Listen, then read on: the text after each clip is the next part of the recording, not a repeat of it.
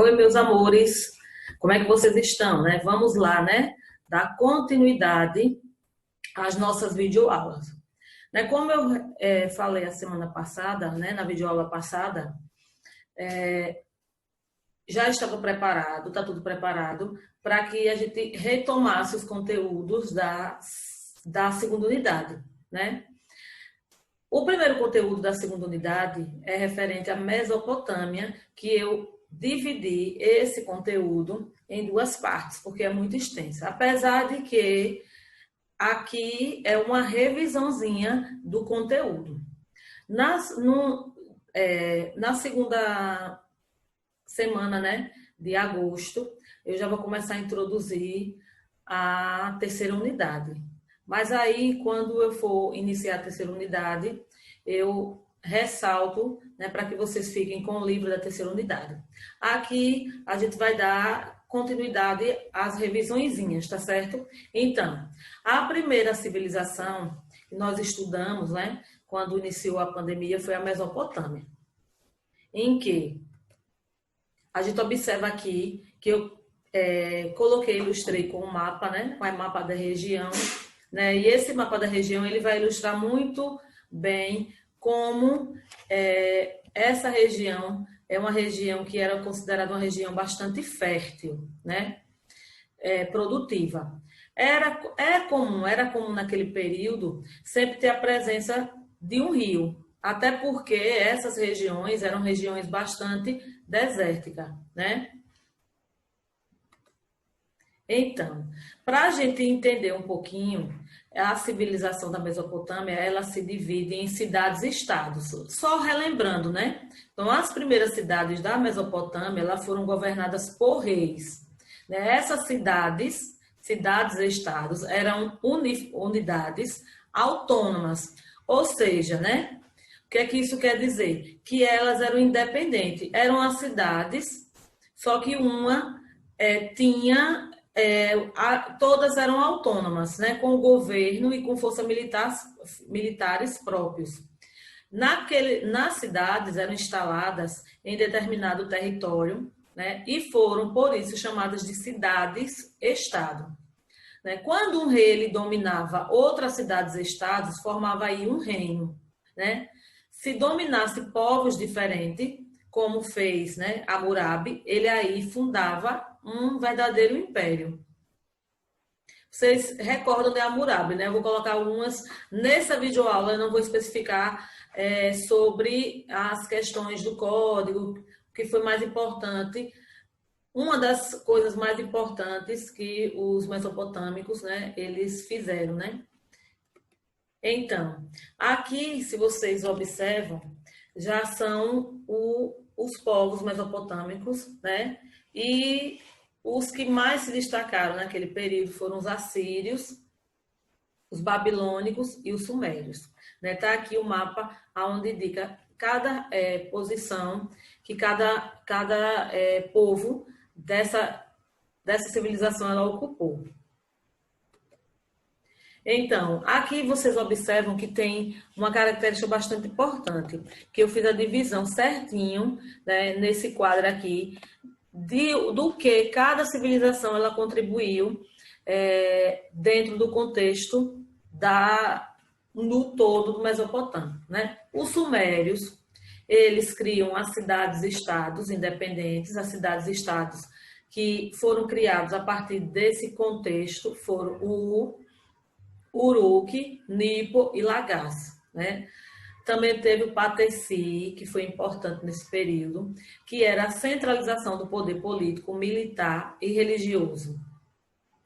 Nesse período, né, nessa civilização, também houve a questão das classes dominantes, ou seja, que mais priorizavam sacerdotes e a burocracia administrativa. Houve também, né, com esses povos, o desenvolvimento da escrita. Foram os sumérios que inventaram a escrita cuneiforme.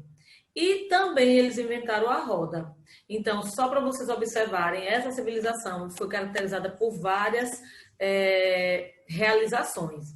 Os acádios, né, eles conquistaram teve a conquista e a unificação das cidades sumerianas e foi implantado nesse contexto social o Zargão primeiro, que era o Império Acádio Sumeriano, e daí a absorção e a síntese da cultura suméria.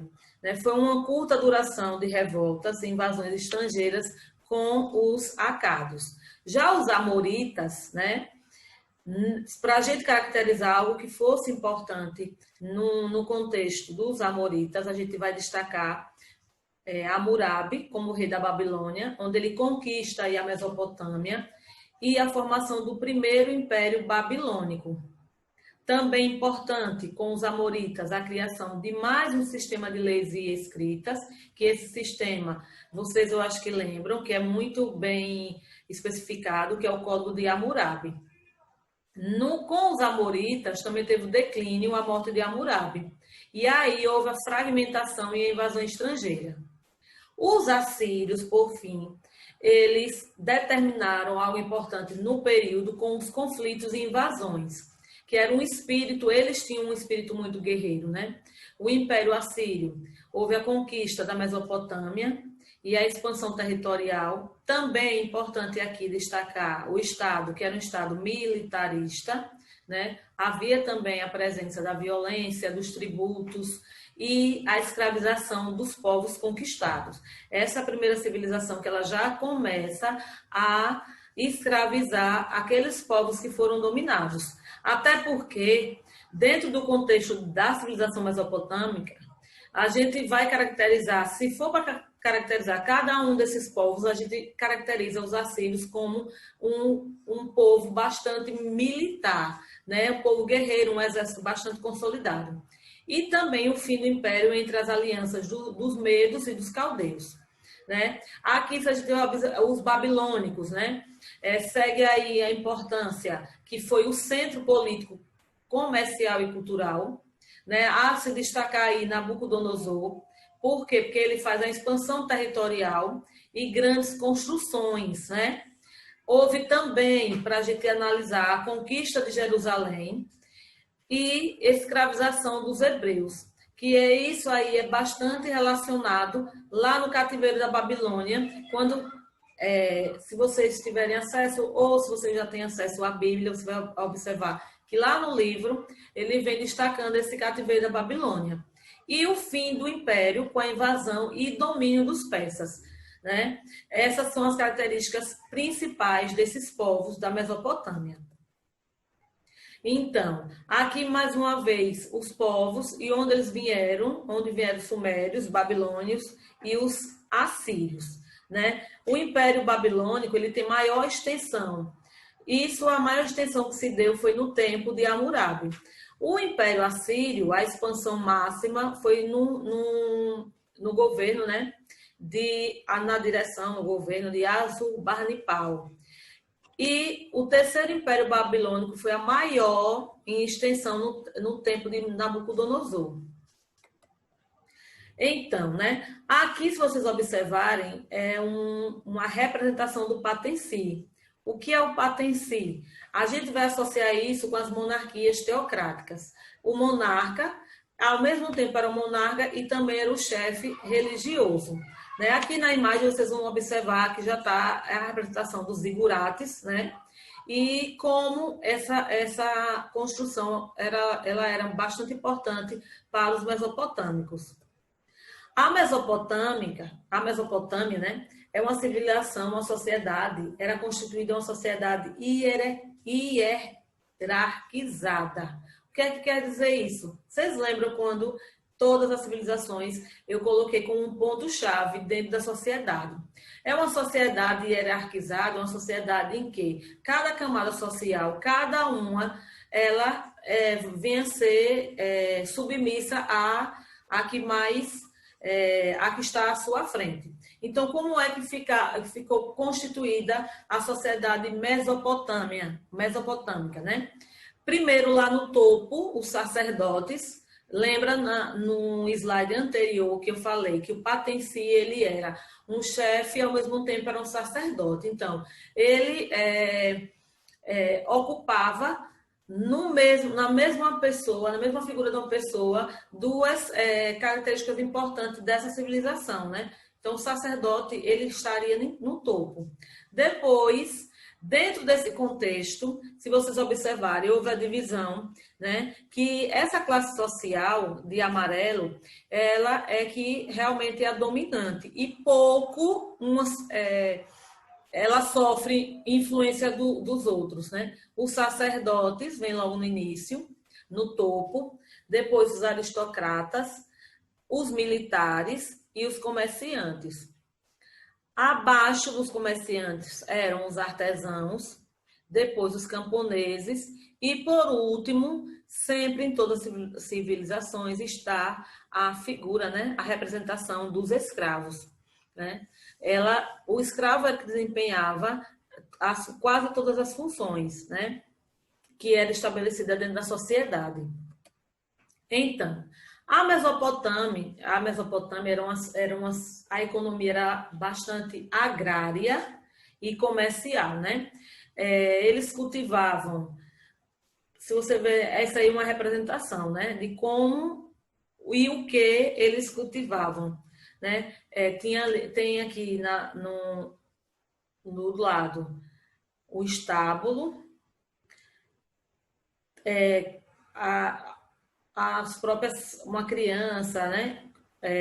Outra aqui ordenando, aqui mais à frente a granja, aqui essencialmente o canal de irrigação. Eu acho que vocês já estão se perguntando, professora, por que você não iniciou falando, né, da palavra, a própria palavra em si, Mesopotâmia, que vocês já sabem, né, quer dizer terra entre rios, e o rio sempre ele foi bastante importante, não só na questão agrária, mas também influenciou em todo o processo dentro dessa sociedade, né? Então aqui vocês observam como era realmente que eles viviam, né, no início. Aqui a gente já observa, já na questão do centro urbano, já mais próximo, né, dos igurates, mais próximo da realeza, as pessoas ainda bem na frente comercializando animais, né? Tem esse homem aqui, a figura desse homem aqui, contabilizando, né? E aqui possivelmente serão os escravos que estão abastecendo, levando, né? Isso tudo. O cotidiano dentro era basicamente esse, né? A organização da questão territorial e das cidades eram assim as casas, umas bem próximas da outra e essa forma aí que eles se organizavam. Aqui é mais uma representação mais próxima do real, né? Da realidade, de que é ainda sobre o cotidiano. A Mesopotâmia, eu já tinha explicado, né? Vocês sabem que a religião é politeísta, eles tinham vários deuses e cada cidade possuía o seu. Mas em suas maiorias divindades eram Anu, que era o rei da criação, Anili, que é o senhor dos homens, a deusa da água, e tríade sumeriana. Aqui é uma tríade sumeriana, ou seja, são os três principais deuses, né? O rei da criação, o senhor dos homens e o deus das águas. A arquitetura, né, da cidade, eu estou até ressaltando e mostrando. Aqui ao lado é o zigurate, né, na cidade-estado de Ur. O zigurate tinha essa formação plana, né, diferente dos egípcios, que era a formação pontiaguda. Então, o zigurate, além de moradia, também servia como residência, né? Não só residência, mas locais onde eram presididas as realizações, as cerimônias religiosas. Então, era um ponto bastante importante da arquitetura, o desenvolvimento da arquitetura, mas também o que ele representou por longo tempo, né? E eu vou terminar aqui, por quê? Porque, como eu disse logo no início, a gente vai dividir esse conteúdo em 2 videoaulas, essa revisãozinha em 2 videoaulas, para que fique mais claro, né, que vocês não esqueçam, tá certo? Agora eu vou corrigir a atividade, então vocês peguem a atividade, o livro de vocês, né, que eu coloquei na página 324 e vamos corrigir. Na página 324, né, a primeira questão a pergunta foi: qual povo elaborou uma escrita conhecido como cuneiforme e por que essa escrita recebia esse nome? Né? Eu terminei de falar agora na videoaula, né? Os povos mesopotâmicos, conhecidos como sumérios, foram sumérios, a escrita era cuneiforme, recebia esse nome porque um instrumento utilizado para o seu registro, em plaquetas de argila, tinha um formato de cunha, um formato arredondado. Então, deu-se o nome de cuneiforme. Na segunda questão, vocês teriam que relacionar os nomes dos deuses astecas e suas características correspondentes. Então, tinha os deuses aqui e cada uma característica. Deus dos fenômenos da natureza, como a chuva, o relâmpago e o granizo. Essa daqui é o Tlaloc, é o deus dos fenômenos da natureza. B. Além de ser o deus do sol, era também considerado o deus da guerra. Né? Quem é que se enquadra? Né? Que deus é esse? É o deus. Vamos organizar dessa forma.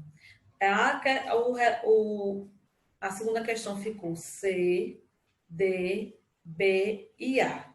Na terceira questão, leia as frases a seguir e circule o que apresentam afirmações verdadeiras e depois corrija a frase incorreta nas linhas que seguem. Então, vamos lá, né? A letra A. Os paleoíndios habitavam o Brasil há cerca de 12.000 anos e viviam da caça, da pesca e da coleta de frutos e raízes.